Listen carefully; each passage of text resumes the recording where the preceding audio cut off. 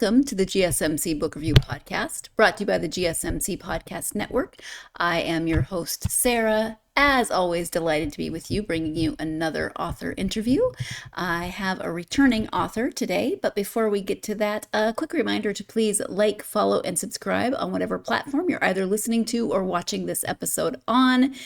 Again, it really helps the algorithm, helps get this podcast out to more readers such as yourselves. It is greatly appreciated, as is all of the support you have given the podcast throughout the years. If you do want to help the podcast in another way, in a financial way, you can do so by going to gsmcpodcast.net. There you can leave us a donation. Again, it's greatly appreciated. Again, it helps get the podcast out to more readers, but it helps not only this podcast, but the network as a whole. This network, this podcast do not exist without your support, and your support in all of its forms has been incredibly appreciated throughout the years. And this has been going on for more years than even I realize at some time. And some of you have been here since the beginning. So thank you. Thank you no matter how long you've been here and whatever form your support takes. Thank you so very much. It is very much appreciated. But again, that link is gsmcpodcast.net. How is your week going so far? It is Monday, which means maybe your week is just getting off to a good start, or maybe it's a Monday.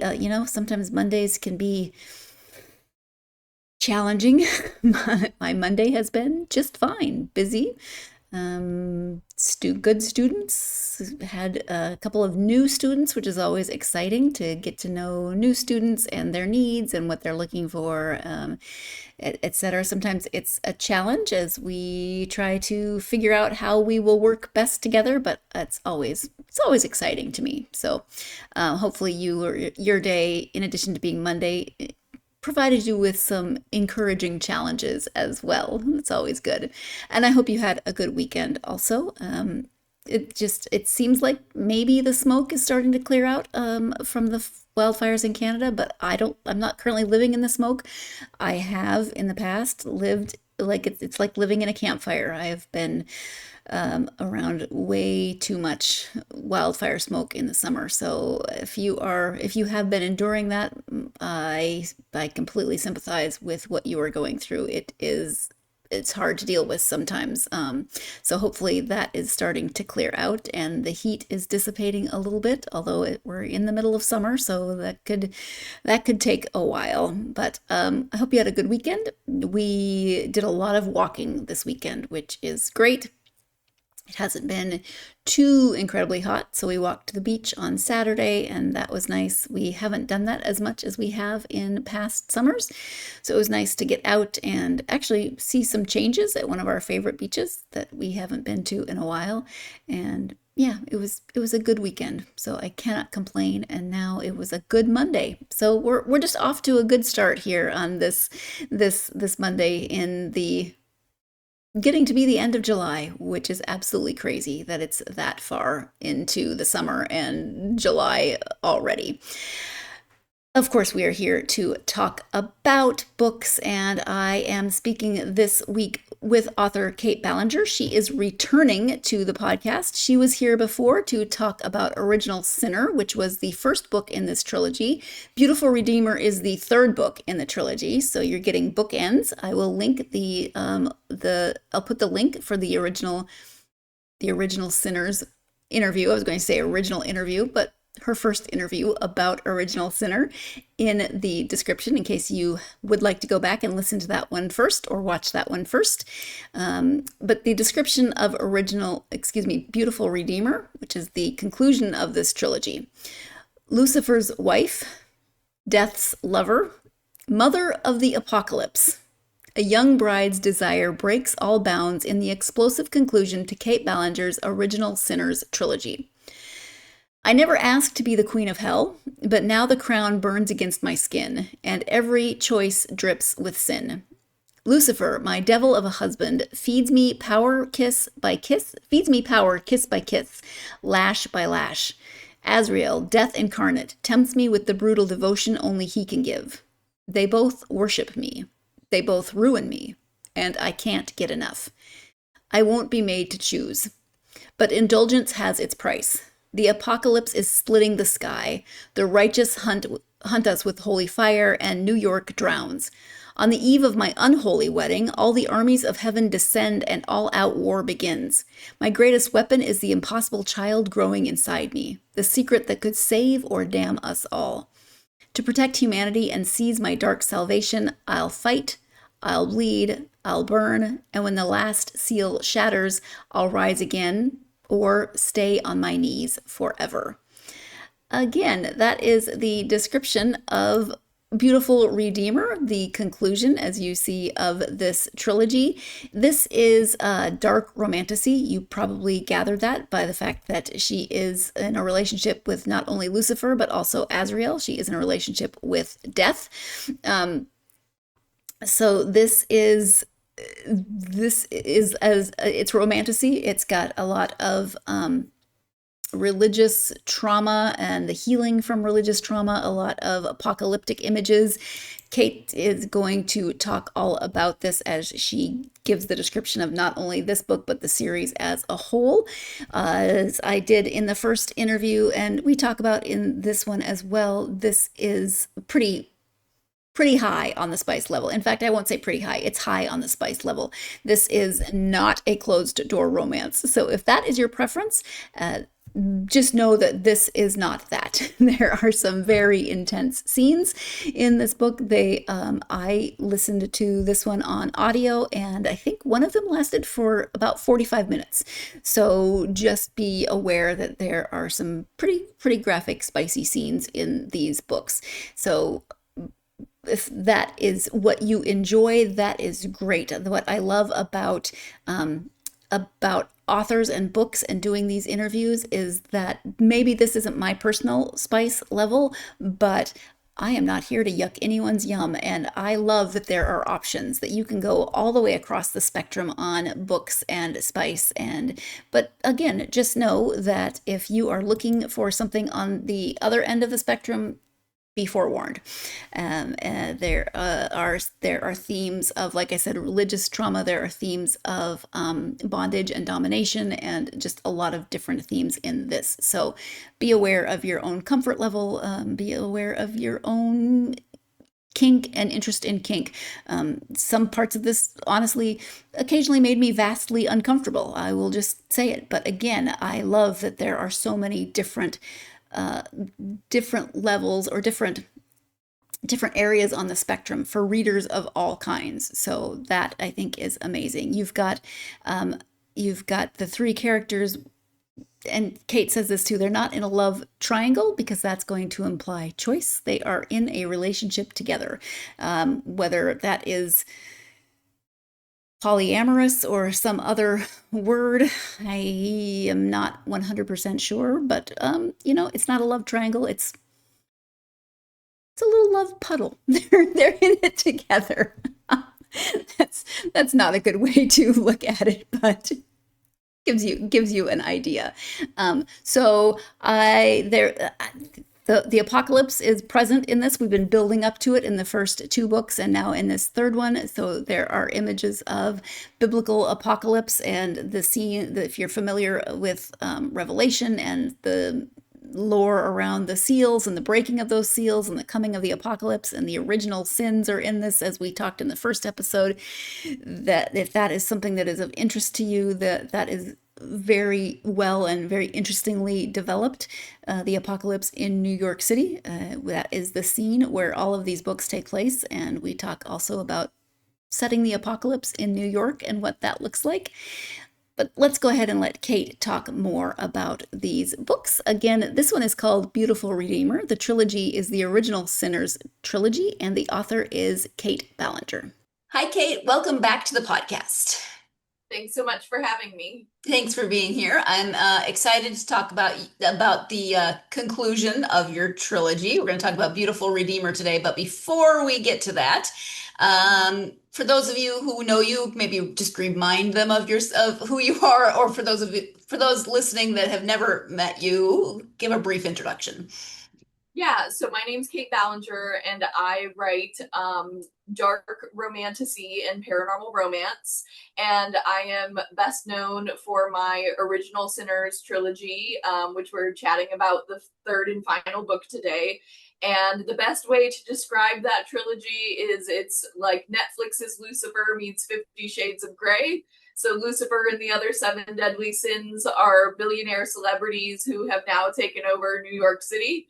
And the heroine is the daughter of a very conservative evangelical minister who runs off to New York and ends up working for Lucifer at the start of the trilogy. And now we're talking about Beautiful Redeemer, which is the final book in the series. Yes, I was laughing recently because I was leaving a voice note for a friend of mine, and then I could tell that she was listening to it and texting responses because she said, "What does dark romantasy mean?" And then about 30 seconds later, another text comes in, and oh, Lucifer, never mind. She said, Yeah, yeah, yeah. I think the best way to explain dark romantasy is it's a marriage between the dark romance subgenre, which is really like things that involve like morally gray to villainous characters, sometimes questionable plot lines, like lots of trigger warnings, right?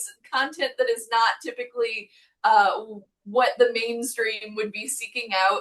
And then romantasy, right, is obviously a blend of fantasy romance. So when you blend the two, you're getting romantasy, but with some dark elements in there. Right. Yes.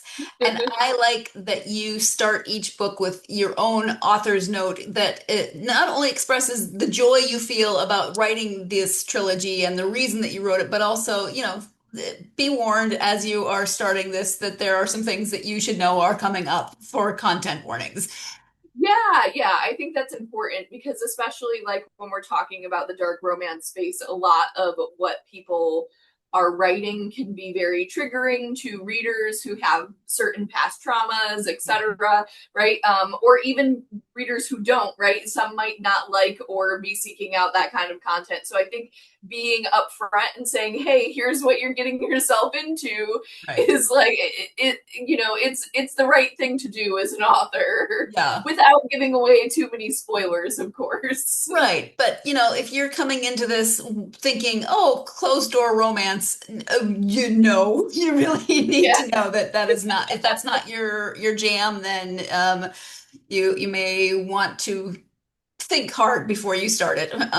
Yes, yeah, this is not a closed door romance. It's not a sweet romance. Like, I mean, there are sweet and tender moments between the characters, but they are, not the primary element of the series. So like Right. you want readers to know what you're getting like when they pick up a book. Yeah.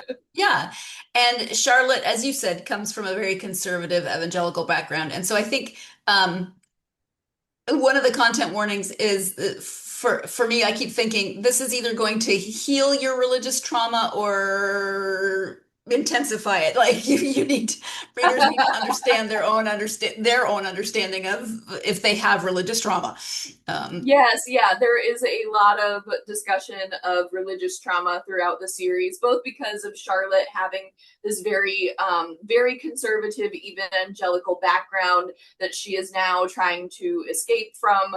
But also Lucifer's background. I mean, like he is in his own way a religious figure, and so there's a lot of discussion of religion and religious trauma throughout the series. So that one in particular, yes, is a big trigger warning for a lot of people.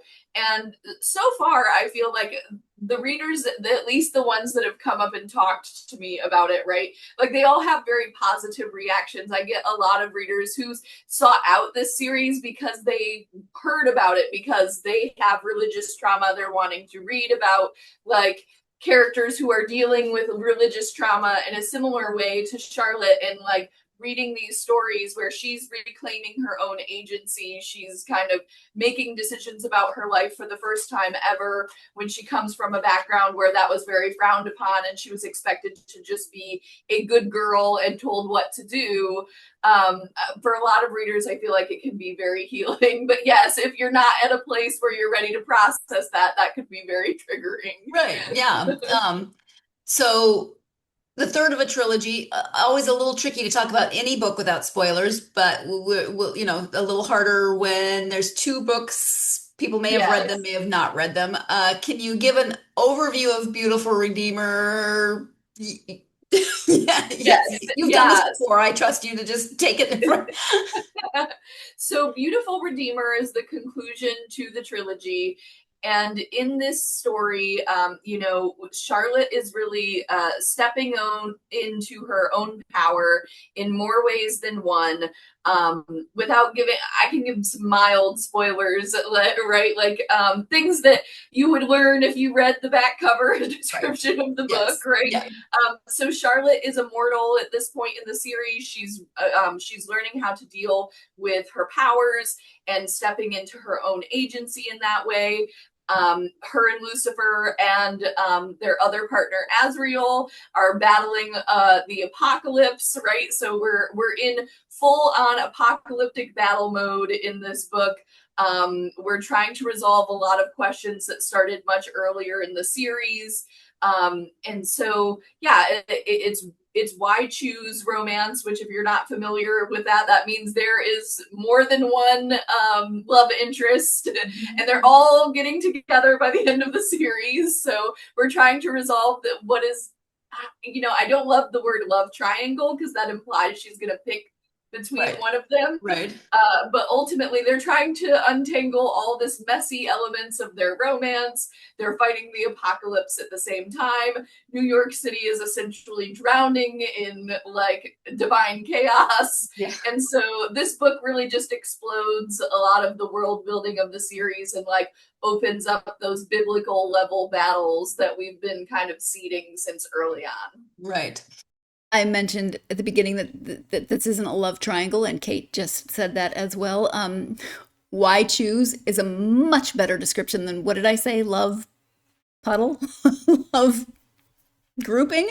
That is not a judgment on my part. I just couldn't think, my brain did not give me a word. Why choose is much better because it's not a choice like in some love triangle scenarios that you read where you know that the heroine is going to choose one or the other. Charlotte is very comfortable being in a relationship with both, and Azrael and Lucifer are exes. They've been in a relationship already. They're in a relationship now. They're all figuring out what that looks like together. So why choose romance, I think, is a really good way of putting that, and I need to get that to stick in my brain so that I say a better phrase than what I came out with in the introduction. You do have these biblical level battles. I alluded to that at the beginning as well. It's definitely a different kind of world building, I think, than fantasy is always interesting in terms of world building, but when you're building urban fantasy, but also biblical level apocalypse, makes for some really interesting mashups in terms of that world that you are creating. We're going to go ahead and take our first break of this episode. When we come back, originally this was going to be a standalone book. So how does it look now that it is a trilogy, a series? You're tuned in to the GSMC Book Review Podcast, and I will be right back.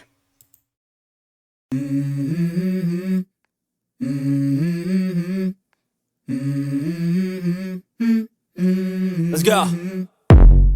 I wake up to a little bit of drool on my pillow, feel like it's gonna be a bad day. Yeah, I'm tired of shit, and the coffee ain't hit yet, damn, ain't that great. I don't wanna go to work, cause my boss is a jerk, and I'm not even that paid. I need a change in my life, cause I don't feel alive, and there's nothing that makes me happy. Hold my beer for a minute, I'm about to quit my job, cash in for a ticket. I'm going on a trip and I don't plan to visit. I'm gonna stay there till I feel like I'm winning, and this is just the beginning. I need a big change, help me feel like living. I need a big swing, home runs I'm hitting, and I'll never look back, moving on till I get it all. And we all got dreams, we all want things, but what you gonna do for it? How you gonna move for it? What you gonna be? And do you believe you can do anything? Welcome back to the GSMC Book Review Podcast and my conversation with author Kait Ballenger. As we get into this second segment, just your second and final reminder that you can go to gsmcpodcast.net to support the network and the podcast in a financial way. Again, that is gsmcpodcast.net. Thank you in advance. In retrospect, well, however you want to do, however you've done it, or if you are going to do it, thank you. Before the break, we were talking about the overview of this being the culmination of this series, of this trilogy, but it wasn't originally going to be a trilogy. So let's return to the conversation with Kait. When you were here the first time to talk about the first book, you said that originally you had thought standalone. Looking back at that now, what has writing a trilogy allowed you to then explore that writing that standalone wouldn't have? Yeah, I think it allowed me to explore a lot of that world building for one, because I feel like we really went in Original Sinner, which is the first book in the trilogy. We're really in a very contemporary New York. I mean, that sounds strange to say with Lucifer being the main character, right? But like in a lot of ways, there's not a whole ton of magic and paranormal elements to that book until we get to the final couple chapters, right? We're really grounded in a very modern feeling contemporary New York throughout most of the story. It's just a New York where Lucifer happens to be in charge, right? And so once we open that up at the end of book one, that really just allowed me to go on and play with a much deeper world building and level of like, what's going on in heaven, what's going on in hell, what's going on with all these characters that we know of, like Michael and Gabriel and God, and where is God even at, and why is Lucifer out of hell, and why are his siblings up here with him? And like, so doing more than one book about Charlotte and Lucifer as a couple really allowed that world building to breathe. But on top of that, I feel like it allowed me to get more in depth with their characters, because I mean, when you think about it, the devil was never going to be contained to just one book. He's got so much story and history to him that the idea that he's going to resolve all his trauma or like, you know, change as a character within the span of a single like 95,000 word book is just kind of funny. So in retrospect, I look back and I was like, Lucifer was never just going to be one book. Right. And honestly, Charlotte wasn't either. She had like a lot of trauma and things to unpack too. And so it really allowed me to dive even deeper into their characters, because as much as I love world building and plot, I am primarily a character writer. And I've always felt that I'm primarily a character writer. And, so it's really something special when you get to follow characters for more than one book, because you really get to dive so much deeper into who they are, and like diving into very deep into who the devil is like a super interesting story, of course. Yeah. So playing off of that idea, Charlotte is 23, Lucifer is not. I mean, yes. We're talking gods, right? However you want to look at this time frame. What were the challenges to writing? I mean, we'll talk about an age gap. Yes. Yeah, I think that like, it's funny because I think that's a common like occurrence in Romantasy, is where you have like a younger heroine and this very old, like ancient hero. Right. And you know, the kind of joke on social media is that's because that's how long it takes for men to mature, right? Like, but like, which I will say, like, there are still moments in this series where we want to like, you know, just cover our faces and be like, Lucifer, why are you being so immature right now? So I don't even know if Lucifer's had all the time he needs to mature. But at the same time, I think that the challenge there is writing a character that has so much history and backstory to them versus one that has had a relatively short lifespan. Yeah. But I think where I approach it, and like, and I hope this makes sense, is I feel like when you reach a certain age, when you reach roughly like your mid-20s and beyond, right? We're all adults at that point. And so even though you ultimately age further and you gain wisdom and knowledge, right? Like personally, like I find myself, I'll reveal about, I'm 36. And so but I have friends who are in their mid 50s or older, right? Like age kind of just becomes a number after a certain point. And I think when you approach it that way with characters, like it makes it much easier to write them. But there is a certain fun element of like throwing in tidbits occasionally where Lucifer says or does something that reminds you that he's not like roughly the same age as Charlotte. He's not just a little bit older than she is. He's actually very ancient. And that's kind of a fun way to bring in the paranormal elements of the story, is to like pepper that in there occasionally so you're reminded actually he does have this whole history. And we get to see a lot more of that in Beautiful Redeemer in particular because of Azrael's character, because he is the angel of death. He has known Lucifer since the dawn of time. And so we're getting a lot more of that background that we don't see in the early parts of Original Sinner. Yeah.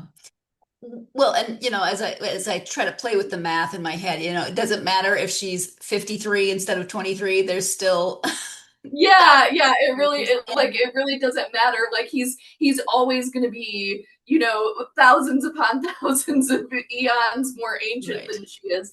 And I also think that when you're writing immortal characters, at least in my mind, like the canon is that like they mentally stop aging after a certain point, right? Like they just become who they are. And one of the interesting things about writing immortal characters is that they're often very resistant to change. Mm-hmm. And when we think about like characters aging and growing, it's really that change that allows them to gain more wisdom. But immortals don't change. They stay the same for forever, right? Like, so that element I think also kind of adds an interesting variety to it. Yeah. And so yes, you've mentioned Azrael, angel of death. So we've got Lucifer, we've got death, we've got Charlotte. Were there challenges, because Azrael's point of view comes in late in book 2? Like he's there, but we start getting his point of view, and now we're getting more of his point of view in book 3. So were there challenges to trying to bring that in that far into the series? The biggest challenge, I would say, was making sure that Azrael and Charlotte had their own romantic arc aside from what was going on with Azrael and Lucifer. Yeah. But also making Azrael as much of a viable love interest as Lucifer, right? We have, all of book 1 and all of book 2 to fall in love with Lucifer as a hero, like for the romance. And Azrael really only comes in at the tail end of book 2. So I had a very short time frame to make him just as likable, just as complex, just as much of a larger than life character as Lucifer. So the challenge was really making sure that he could hold his own. And I remember that my editor, actually, we had a discussion about this very early on, because she was concerned when I brought him into the story so late that he wasn't going to be able to live up to Lucifer because Lucifer had so much more page time. But then ultimately I felt very vindicated that when she finished editing the first draft of Beautiful Redeemer, she was like, I'm Team Azrael now. You won me over. So I felt confident I could pull it off, but it was one of those moments as an author where you're like, okay, this is the challenge. I have to rise to meet it. But I don't like writing Azrael's POV was actually it was never really like a particular challenge. His voice just came in so naturally, and that's how I knew that he had to be in the story, right? I my editor was questioning if I should bring him in that late, and I said no. His scenes were coming so seamlessly that I knew that this was the right path. The intuition was leading me there. Yeah. And I think, but you made this point earlier, we get to see Azrael and Lucifer, and their relationship is it goes back a very, very long time. So you get that Yeah. different dynamic, which means that you get to see Lucifer in a slightly different way. And you get to see someone push back in ways that Charlotte doesn't always feel ready to do when it comes to him. Yeah. Lucifer, like Azrael has known Lucifer so long that he can push in ways that Charlotte does not feel she's capable of, and I think it gives like Azrael's perspective really helped so much with the world building and giving the perspective of what Lucifer was like before Charlotte, because at this point in the story, like we know the Lucifer of myth, right? And we know Lucifer as he sees himself, which is a very distorted version, very narcissistic, ego-driven version of Lucifer, and we know the version of him that Charlotte knows, right? Which is like, but we don't know the Lucifer that came before all of that, right? Like we know the myth, the man, the legend, right? But like we don't really know like the details, and Azrael's point of view really serves as a bridge to that. Like, what was Lucifer like before Charlotte was around? What was he like before he came topside, right? Like, what was he like, back when he was, falling from heaven? And so we get all that perspective because Lucifer is not self-reflective enough to want to look back at those previous parts of himself, right? Like he's going to avoid it at all costs, but Azrael can bring that context in, both for Charlotte and to remind Lucifer of who he was before. Yeah. I think it definitely helps temper Lucifer a bit.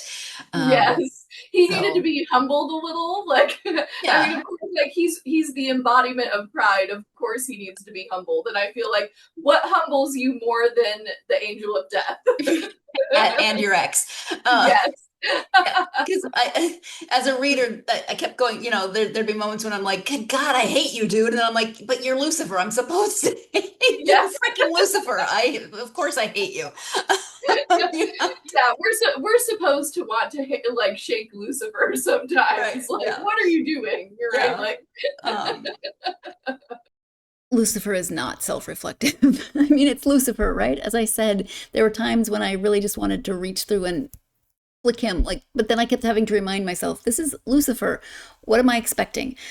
Seriously, what am I expecting? And his character arc, actually, I wouldn't call it necessarily a redemption arc, although there are themes of redemption in the whole trilogy. But it's interesting to watch how his character evolves, and sometimes doesn't evolve because of the nature of his character. But adding Azrael in the second book, we start getting a different view of Lucifer, of Lucifer's history, outside of and also including Charlotte. We really do start getting a different lens because of his relationship with Azrael. Azrael is not always likable either. I mean, he's Death. You've got Death and Lucifer. Talk about your male love interests, but we get a different perspective with Azrael, and we get a different perspective of Lucifer. We also get a different view of Charlotte with Azrael. So you're getting just different viewpoints all through with these three main characters, and we get points of view from all of them, which definitely makes for a different feel for the book, because you're not just getting everything from Charlotte's point of view. You were getting Charlotte and Lucifer. Now you're getting Charlotte, Lucifer, and Azrael. But we're going to take our next break of this episode. When we come back, themes of identity, of shame, and we're talking more about Charlotte's character arc specifically. You're tuned in to the GSMC Book Review Podcast, and I'll be right back. For the best and latest podcasts available anywhere, go to the podcast app on your cell phone and type in GSMC. To access free content-rich podcasts on health and wellness, book reviews, sports, entertainment, relationships, social media, movies, technology, finance, and even weird news. Subscribe and download the GSMC Podcast Network's family of shows, available everywhere podcasts are found. Welcome back to the GSMC Book Review Podcast and my conversation with author Kait Ballenger. Before the break, we were talking about the dynamic between Azrael and Lucifer, how that affects the dynamic of the trilogy as a whole, how it affects Charlotte and Lucifer's relationship, Azrael and Lucifer's relationship, Azrael and Charlotte's relationship. It just brings in a third perspective. So let's go ahead and return to the conversation with Kait. For Charlotte, she really wrestles with identity, shame, power. Yes. Like her upbringing has definitely skewed her view on a lot of different things. So was there one element for Charlotte that you really wanted to highlight as you concluded book 3, or bring her around to that point? Or how did wrapping up Charlotte's character work for you?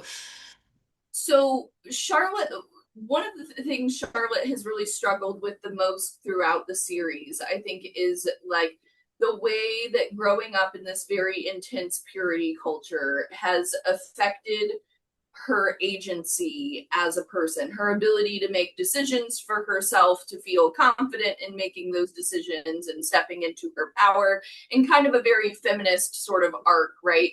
And she's struggled with that, both in terms of the fact that, you know, she's coming into her own as a person, but then she's thrown into this big celestial warfare. She's also in this very, unconventional taboo relationship with Lucifer, right? So like, she's got all these different elements going, but at the core of all of that is her trying to sort of find her own voice, find what she wants, find her agency. And I wanted that to be kind of the core of her, of all the things that she's hit with in Beautiful Redeemer. Because at the, without going too spoilerish, at the end of Wicked Believer, book 2, she's very much struggling with the idea of free will versus fate, which is like the celestial version of I'm struggling with my own agency, right? Yeah. It's like that question, but on a bigger scale. And so what I really wanted in this book was for her to feel like she had some sense of free will, despite that she's a part of this bigger celestial plot that has come into play. And like she was able to kind of make choices for herself, independent from what Lucifer wanted for her, and also independent from what Azrael thought. Like, she really needed to be able to say, I get to make some decisions, and like, I get to be the driving force in this plot line. Because prior to that, I mean, at the start of the series, Charlotte is, a human with no celestial powers to speak of. She's very powerless. And so this whole arc for her has been about gaining power, and not just celestial power, but ultimately like internal power, like a compass for her to keep moving forward in her life post-trauma. Yeah. We talked a little bit about the spice level of the book being the opposite end of the spectrum from Closed Door. So for people who maybe aren't as used to reading books of this level of spice, and I'm trying to be somewhat polite on a podcast, but there's how do you put it? Consensual non-consent. There is, dominance and submission. There's a lot of those sort of, people might consider them darker or maybe more scary elements for some people because they're not used to that level. So what is something that you think is important for people to understand about the relationships that are portrayed in some of those scenes? Yeah, I think that, when we talk about, open door romance, and particularly like in this context, we're talking about open door romance that has heavy themes of kink and BDSM, right? And I think that a lot of times people who, are not familiar with that subculture, or haven't read romances that have that present before, it can feel very taboo. It can feel very forbidden and scary. Mm-hmm. And I mean, in some ways, that's why it goes so well hand in hand in a, romance about the devil, right? Like it's very, it's taboo, it's forbidden. Like the devil is the one who tempts you with the forbidden fruit, right? So like it ultimately, like it goes very well with the themes of the story. But I think for readers who have never approached that before, it can feel intimidating. And my recommendation, or I guess my caveat to that, is that the important thing to remember about kink and about BDSM is that it is all built on a foundation of negotiation and consent. We're not doing anything that nobody has agreed to, right? Like we're ultimately, like the characters are agreeing that yes, they want this to happen. Yes, they're into this. They keep communicating well with one another and checking in. Frequently, like in scenes, we will see Lucifer, who is the dominant one in their dom sub dynamic, say, give me a color, Charlotte, like, which is a check-in to see that she's still enjoying herself. So if this is something that feels taboo, just keep in mind that like everybody's happy and having fun, right? Like if they weren't, they would be using their safe word. And in some ways, I think that BDSM and DS in general, like as a concept, can be almost a healthier form of communication in regard to relationships and sexuality in that way, because even though we're engaging in more taboo kinds of sexual exploration, ultimately the communication is so much more upfront and clear than when we're talking about very plain or vanilla relationships. So all that negotiation and consent is set up front. And so keep that in mind as you're reading, I guess. Well, and it is Lucifer, but you do see Charlotte either use the safe word or say red, which means stop. And Lucifer, even though he's Lucifer, listens. Like it's not just I don't care. We're continuing on. Like and you can see that in many relationships. No, or I don't care what you're feeling. So yeah, your point is well made. I think that it's it allows us to have that taboo and forbidden like sexuality element that pairs so well with the themes of the series, but in a way that is safe, it's consensual. And as you said, when Charlotte ever says red, right, which is their code for stop, right, the scene is done. Like the Lucifer in that way is actually a very respectful, dominant, and like character. Like he's definitely not a perfect hero. He's definitely very villainous, but that is one area of his and Charlotte's relationship where I feel like we can give him some credit where credit's due. He does not cross the line when the line is drawn. Yeah. This is romantasy, but it's also urban fantasy, meaning we're in a very modern, as you said, New York. So as you continued writing through the trilogy and as you get to more of the apocalyptic conclusion, were there any challenges to that world building? Yeah, so I love writing about New York City because it's one of my favorite cities. I love to travel there and be there. It's just one of my favorite places. But writing about it when there's apocalyptic battles happening can be very challenging because you're talking about what is the impact not just on Charlotte and Lucifer, but on the entire ecosystem of this of the city. And what's that going to be like for all the people around them? And I feel like this is the first time in the series where we're really seeing that, because even though we get the background of like, Lucifer is a celebrity in this world, like everyone knows who he is. So like we're seeing their names in the tabloids, and like we're seeing effects of what it might be like for the rest of humanity, but I really don't feel like that's fully on the page until book 3, when these big apocalyptic battles are happening and there's casualties that are not Lucifer and Charlotte, right? And so that's a different level of devastation to deal with, because in the early parts of the series, when the celestial drama of everything that's going on in that side of the plot line is beginning, it's really just affecting Lucifer and his siblings, and then Charlotte gets pulled into that.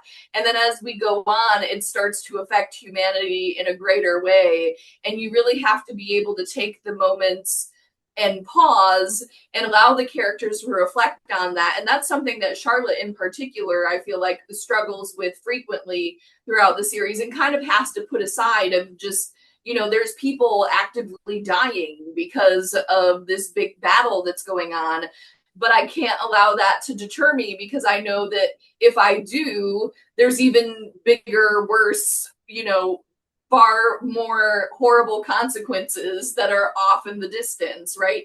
And how, as a character who was previously human, do you handle that, right?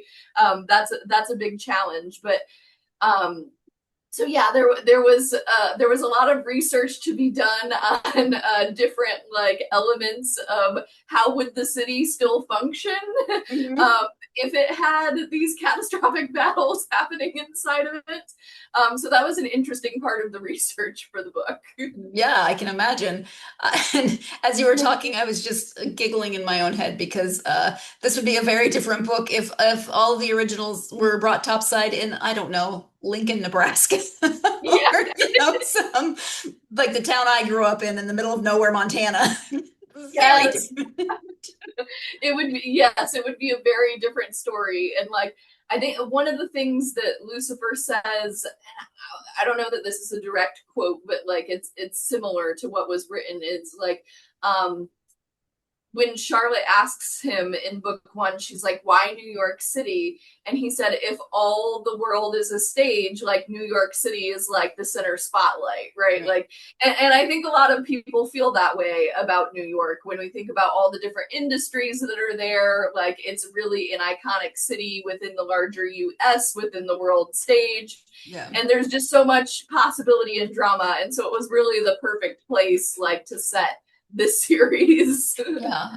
Obviously, location can be very important in a book or in a series of books. Sometimes it's more important than others, but it definitely makes a difference in this case as to where the apocalypse is set. Because like we talked about, if you have the apocalypse set in just some tiny little middle of town in the middle of nowhere, it would be a very different dynamic. But I think the research for researching what an apocalypse in New York City specifically could be really interesting, possibly fun in a lot of ways. Let's go ahead and take our third break of this episode. When we come back, more themes. In this case, Charlotte and Lucifer, and how their themes often mirror one another. You're tuned in to the GSMC Book Review Podcast, and I will be right back.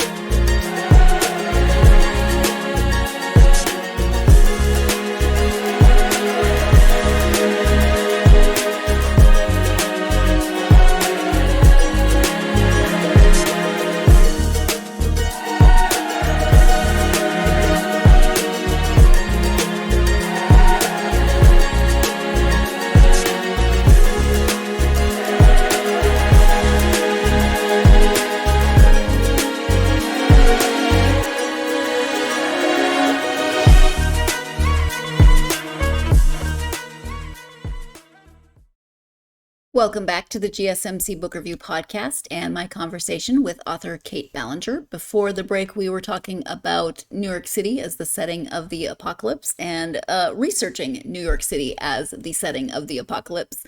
Let's go ahead and return to the conversation with Kait. Again, with themes, you've got a lot of both. I think Charlotte and Lucifer are different sides of the same coin when it comes to like they have father issues, they have family issues, they have a lot of those. So but like parenthood and then breaking generational cycles and inheritance are all themes. Were they did you start out with those as themes, or did they kind of evolve as the story evolved? I feel like they kind of started out as themes, because ultimately, you know, when we first read book one at very surface level, like the first couple chapters in, you're thinking Charlotte and Lucifer like could not be more different, right? Like he is the ultimate bad boy, like, has lived a very like wild existence, and Charlotte has been very sheltered. She's coming from a super evangelical background, but it's as they start to fall in love that you start to see that, like you said, they're really two sides of the same coin. Charlotte is just now coming out of her very ultra religious background, and we don't often think of Lucifer this way, but he also has an extremely religious background that has traumatized him, right? Like when we think about him as a mythical like being, we don't think about the fact that Lucifer was God's most cherished angel, right? We think about him as the devil. And from the very start of the series, I really wanted to bring the other side of him, the I was God's favorite and now I'm not, right? To light, because I feel like that's where the interesting parts of his story really come alive, right? What would it feel like to essentially be God's golden boy and then get cast out just because, you don't want your dad to love somebody else better. Right. Yeah. Right? Like that's a very tragic feeling. I think it's a very human feeling that a lot of people can relate to, feeling like you're not good enough, feeling like you've been cast aside by people who were supposed to love you, right? And I feel like that ultimately humanizes him in a lot of ways. So that was very much a plan from the start of the series, is that we were really going to be diving into this, because that's what ultimately allows Lucifer and Charlotte to fall in love. They're very different on the surface level, but underneath that, they share a lot of similarities and a lot of similar pains that allow them to kind of connect on a deeper level. Yeah. I mean, we could go in about a million different theological and research directions, but I mean, just at the basis of it, if you want to look at God as people see God as this very loving, very grace-filled, however, people look at God, but the fact that God has cast out one of God's children, or multiple of God's children, and thousands of years later, still not forgiven them, not exactly the best icon of grace personified. Yeah, and I think that like a lot of what I'm playing with here in the series in regard to like, the Christian mythos and like biblical mythology is pointing out some of the kind of contradictions that exist in Christian belief, right? I think oftentimes, especially like in modern Christianity, like particularly when we're looking at like very conservative evangelical spaces, there's this, God's love is never ending and all abounding, but like if you don't live by his word, you're going to hell, right? It's very like, is that love abounding? Like is that grace? Is that really the way this is like supposed to be operating? And so we're really looking at like, God of the, like in biblical terms, God of the New Testament, right? Like the idea of Christ and like this never ending love versus God of the Old Testament, who's like flooding the planet and killing people, right? Yeah. And how do you reconcile those two into one person? And what that means for Lucifer is like, yeah, like, okay, he's this guy that people say never ending loves you, but he kicked me out of my home, right? Like he kicked me out of heaven and I've never been allowed back. So where's the grace? Right? Yeah, exactly. Yeah. Yeah. And supposedly favorite. And one thing One Yes. disagreement. Yeah, one disagreement, right? Like when you think about it in those terms, like and this is a big theme in Beautiful Redeemer, is that like Lucifer's big sin, right, is ultimately that he doesn't want God to love humanity more than he loves him and the other siblings, the other angels, right? He questions why God would want to love these imperfect things. And when you think about it in those terms, is that really such a horrible thing to ask, right? Like it's really like there's a curiosity underneath it of like, well, why? Why would you do this? Why would you want to do this? And that sort of belief, right, that like you're not supposed to question, you're just supposed to obey, is very authoritarian, right? And so then we see Lucifer cast out, like, and suddenly he becomes this image of anti-authority, right? Yeah. Like he's gonna be the rebel, right? Yeah. And I think there's a lot of fun like to play with that, right? Yeah. Yeah. God is missing in this story. Even the originals, even the other angels do not know where God is. There's speculation about this. Was that always the plan, or was there ever a thought of maybe God needs to be more present and be giving some sort of commentary on things? I kind of wanted God to be missing throughout the course of the series because I feel like it's a heavy metaphor for a lot of the debate that goes on around modern theology, like in modern Christianity, and just religion in general, right? Like all of us are speculating. None of us know if a divine being exists, or and if they do what they want, right? Like that's ultimately the crux of of faith and discussions of faith, is that we cannot know. There's a definite uncertainty there that we always have to grapple with as humans. And so I really wanted to replicate that uncertainty, not just for the humans in the story, like Charlotte, but also for Lucifer and others. Like ultimately, none of them know what God wants. Right. None of them like have any clue, and they're all just guessing. Yeah. And that's ultimately what religion, in my opinion, is we're all just kind of guessing and hoping we're right. Yeah, and arguing about it. Yes, arguing about it, creating full-blown wars about it. And so like ultimately that was kind of what I was drawing in there, is that like, oh, really none of us know. Yeah, absolutely. When we talked last time, you had said that if you were to return to this world, you would love to explore some of the originals more. Are you still playing around with that idea?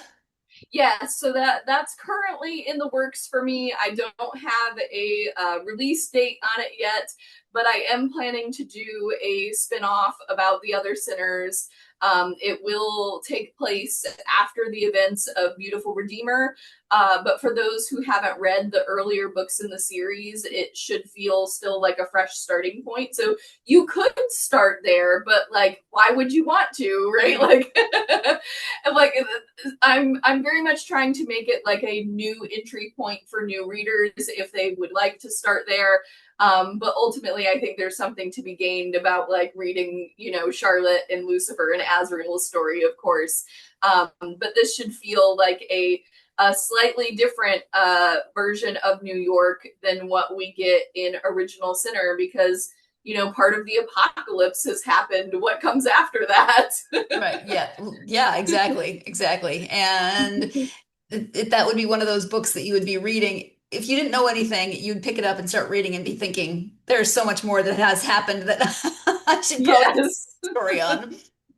Yeah. The best way I can describe what I'm playing with in this book is, the next book in the series will be called Deviant Sinner. And so the best thing I can describe that I'm playing with is like, if you took New York City like and made it Gotham, right? Like it's very much like apocalyptic level things have ravaged this city in Beautiful Redeemer, without going into too many spoilers and detail. So what does the city look like after that, when sort of chaos is reigning and the structures that humanity has traditionally relied on are kind of failing us now? Yeah. And there is no Batman.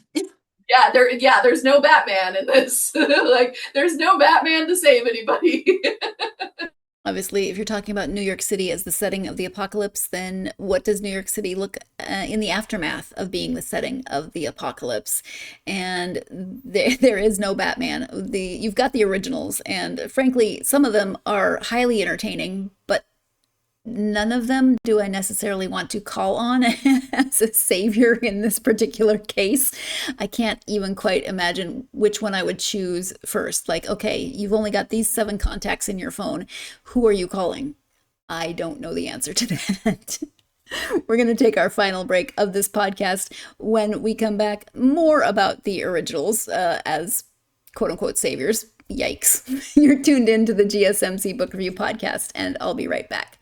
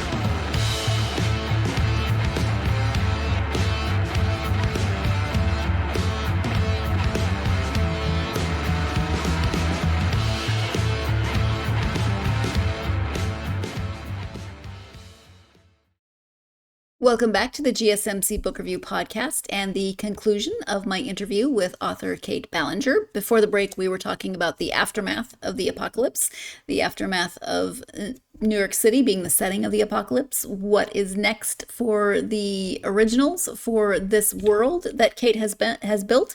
Let's go ahead and return to the conversation with Kait. I'm trying to think of which of the originals would be the best hope. I'm not coming up with a good answer. They are a ragtag crew that does not who you'd want to be your saviors from the apocalypse, right? But they are somehow. I'm just thinking of a scene when Greed comes to help Charlotte, but she's not there to help Charlotte. I mean, she is, but there's a price. So it's not let's negotiate. What do I get out of this? In the way that immortals, right? Like, there's always something in it for them, right? So what have you been reading lately? Anything that's been of the fun or interesting? Yeah, so in similar, I guess in similar veins to what we were talking about with the BDSM elements of the series, I am currently reading a book, and I cannot remember the author's name for the life of me, but it is called Willing Prey, and it is a contemporary BDSM romance. It's very short and quick, but it's a great read. The heroine of this book enters into a consensual relationship with the hero, thinking that she's gonna be his prey for a primal prey scene for a certain amount of money. She needs to pay off her student loans, and they end up falling in love in the midst of this arrangement, which is a lot of fun. And then I have also, I just recently finished up the Dom-Com by Adriana Anders, which is again another contemporary BDSM romance where the heroine ends up she takes a chance on herself and goes out and explores a kinky dungeon for a night, only to find out the next morning that her new boss is the guy that she spent the night with. So lots of fun, like contemporary romances, and I've enjoyed both of those. They're great reads. Okay, great. You have children and it's summer. What are they reading this summer? Anything fun? Oh my gosh, my oldest in particular is really obsessed right now with finishing out the Hunger Games trilogy. Mm-hmm. Even though it's a bit older now, he's very excited that Haymitch's movie is going to be coming out later in the year. So we've been working on finishing the Hunger Games. He's 11, so he's right in that like preteen age range. And my youngest, we've been kind of working together to read through some of the spin-off books related to the Percy Jackson series. My oldest really loved the main part of the Percy Jackson series, and now we're reading the ones not focused just on Percy. There's other heroes. I forget what they're called, but we've been reading the second book in that series for a while, and they're quite thick, so like they take us a bit to get through, but so they've been enjoying those sorts of like fantasy and dystopian like precursors, and so getting into those like preteen like YA books. Yeah, fun. All right. You've got a website and social media, so if people are interested in learning more, talk about where they can find you. Yeah, so readers can connect with me via my website at www.kaitballenger.com, and you can sign up for my newsletter there, which is the best way to find out about when I'm having a new release, or if I'm going to be in a city near you signing, or all the fun things.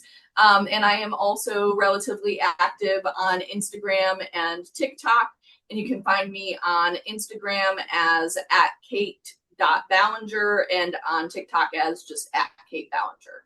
Okay, thank you. Kait, is there anything that we have not covered that you wanted to make sure you highlighted about the series during this time? Oh gosh, I feel like we've covered so many good topics that it's hard to pick another one, but I hope that, if readers are interested in dipping their toes into dark romance, or dark romantasy specifically, I do feel like this is a series that you could potentially do that with, because as dark as it gets, it's on the lighter side of the gray scale when it comes to the greater span of dark romance. So I hope that readers feel like this can be a good entry point for them if their like curiosity is piqued. Yeah. Oh, and I didn't mention there are audiobooks, and Yes. so if people are audiobook readers or listeners, there are audiobooks, and the voices are good.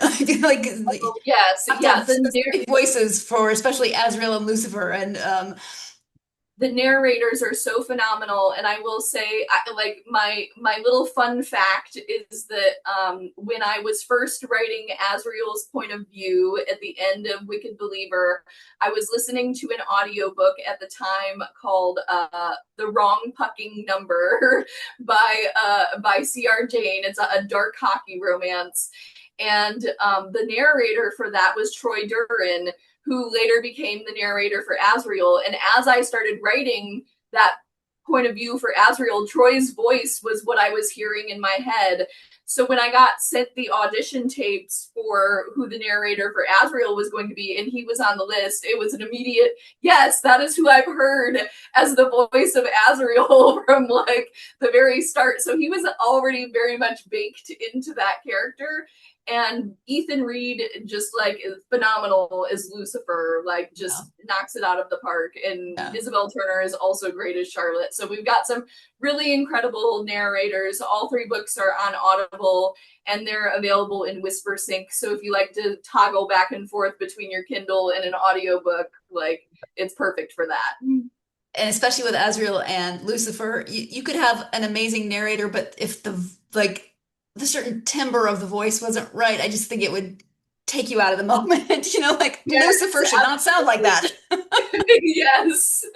Yeah, I was like, I'm so thrilled with the performances that the narrators put on. Like, they really did an incredible job and like took it to the next level.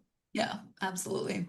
Well, thank you so much for taking time out of your day to talk to me. And you came for the first book and the third book, so we got to bookend that nicely. I really appreciate it. Yeah, thanks so much for having me. It's always a pleasure to chat with you. Thank you again to Kait for joining me. I love that I got to talk to her about the first book and then the third book in the trilogy. I got to bookend the trilogy. I actually went back and reread the first book. Actually, I listened to all of them on audiobook before this interview. So I did all three in a row. So that was fun. I was like, when I can do a whole series at once.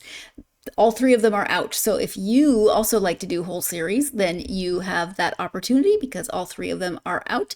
I have read and listened on audiobook. As we talked about a little bit, I thought the audiobook, the narrators were incredible. They definitely make that experience even more interesting, and the narrators do a great job of building the story, enhancing the story. So if you're an audiobook fan, you should check these out. Again, this spice level might not be for everyone. If you have issues of religious trauma, which many people do, this series might help heal some of that. It might help, or it might trigger some of that. Just be aware if you do have religious trauma of any kind, that is something else that you also want to be aware of in this. Kait does a great job of giving an introduction to each book, talking about the content that is involved in each of these three books in the trilogy. So you, of course, as a reader, are aware of your own trigger warnings. Just be aware that there might be some things in these books that might affect you in some ways. And like I said, if it's religious trauma, maybe it'll help heal some of that. Maybe it will exacerbate some of that. I don't know the answer for you. So please be aware of that for yourself as a reader, and also your own spice level, because I just don't want you going into the book thinking, oh, okay, dark romantasy, and then, whoa, what the what the heck is going on here? I don't think if you read the blurb, or if you've listened to this entire episode, then you're gonna be surprised by the spice level. But you know what? Sometimes we just don't think about these things when we go into a new series. But if dark romantasy is your jam, then you've got a trilogy here that you can enjoy, and the world building is great. This take on the originals as the siblings of Lucifer and the apocalypse being brought topside, as Kait says, it's a really interesting look at a story that's been told in a lot of different ways, right? We've had lots of stories about the apocalypse, lots of stories taking the seals, the biblical content, and what that could mean, what it would look like, how does it work, etc. There's been a lot, but this, I think, was an interesting twist on that, especially with the addition of Charlotte and Azrael and their relationship, the relationship of the originals with Lucifer, with Charlotte and Azrael for that matter. And then you have other family members as well that we didn't really talk about. You do get some. You do get a little bit of conversation with God, actually. I know I said you don't get a lot, and you don't. There's not like, God is not like a major character, but we do get some God in this book, which is interesting. For me, I wouldn't even know where to start writing God as a character. So to get to see that, and God interacting with Lilith and Lucifer and different characters in the book, is fascinating for me for a variety of reasons, some of which you might know if you've been listening to the podcast for a while, but which does not need to be gone into here. At any rate, check this out for all of the reasons given just now by me blathering and spoken much more eloquently by Kait throughout the episode. Thank you again to Kait. Thank you as always to you for joining me for this episode. I, of course, hope that you'll join me for the next episode, switching gears from romantasy to nonfiction. This is a memoir, Seeing Joy by Alexandra Grabi. This is a story of life, death, and what comes next. This is Alexandra's experience caring for her mother as her mother was on hospice. And so you've got end-of-life issues, you've got relationship. It's about mother-daughter relationship and how when you're a caregiver, those roles can be flipped, but also the experiences of Alexandra's mother during this time and what she was herself experiencing and seeing and communicating to Alexandra. So a lot of very interesting and good topics within this conversation, within this memoir. So I hope you'll join me for that conversation. In the meantime, of course, if you are a fan of this podcast, I do hope that you will like, follow, subscribe on whatever platform you're either listening to or watching the episode on. Helps get the podcast out to more readers such as yourselves. Same thing with a positive review. If you have a moment and would like to leave a review, that would be amazing. You can follow the podcast on Facebook, X, Instagram, Threads, Blue Sky, TikTok. Come find me, ask me questions. Love hearing from you. I hope you're having a great week. I hope your Monday went incredibly well. Even if there were challenges, I hope they were good challenges. Whatever's going on, though, in your week, my hope is the same as it always is, and that is that you have plenty of time to get yourself lost in a good book. Thanks so much, and I will talk to you next time.